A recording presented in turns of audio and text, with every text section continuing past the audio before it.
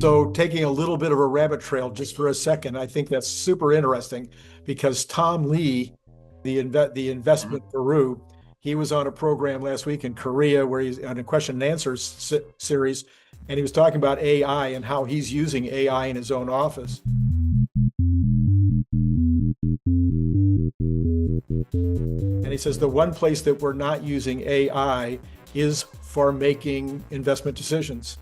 He says because the information that's coming in is all information, therefore it's good and bad. It's every kind of information, and so we can't trust that information. And then we had Elon last week saying that he, for xAI, is now going to rewrite the corpus of all information because of the same thing. So it looks to me like he's doing it based on what you've just told me. It looks to me like he's going to take that same principle that he used for vision and now apply it to LLMs.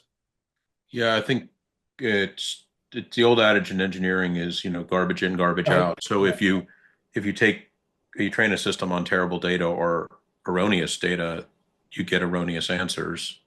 I mean, how could you get something else? Right. It's almost, it's a self-fulfilling prophecy. Right. So in the case of FSD, the key is to your point, is to not only cherry pick the very best driving behaviors, the ones that get through the zone, the roadway segment with no collisions, accidents, or other types of aberrant behavior. So that's the type of process that Tesla has honed in on, good data selection. And now, a little bit to your point, is that Tesla's also built probably, I shouldn't say probably, knowingly, they built an amazing world-class data simulator.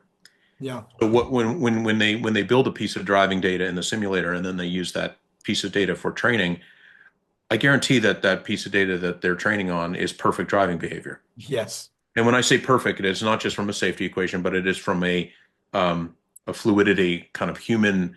If you notice, Waymos are very choppy and have a lot of jitter in the system. There's a couple reasons for that. The other reasons would be their algorithmically based kind of driving solutions, and they have latency problems to their controls because they don't. Waymo doesn't control the whole hardware package. They're not a vertically integrated company. But besides that, they're not. If you take that algorithmic approach, it's not how a human drives. It's how we pull back the decisions in driving, and that's not going to lead to fluid, smooth driving. Like I saw, and I don't know why this happened. And I was driving on FSD the other day, and I was on a highway where there was literally no other vehicles, and it made a lane change without the blinker. And I was really wondering, and I was really wondering, did it do that because of trained data, or did it do that because it's, well, in some sense, a bug? Yeah. And I don't know, actually don't know the answer.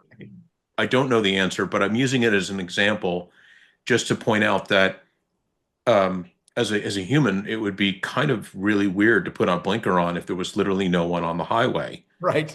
I mean, there are humans that will stop at a red light at 3 a.m. at an intersection that no one's going to be at for 4 or more hours. Yeah. But most humans will run that red light because it's just kind of categorically insane to stop, right? So I think that that's the advantage of training on good driving behavior and having it properly calibrated, even using a LiDAR to help the calibration process. Yep.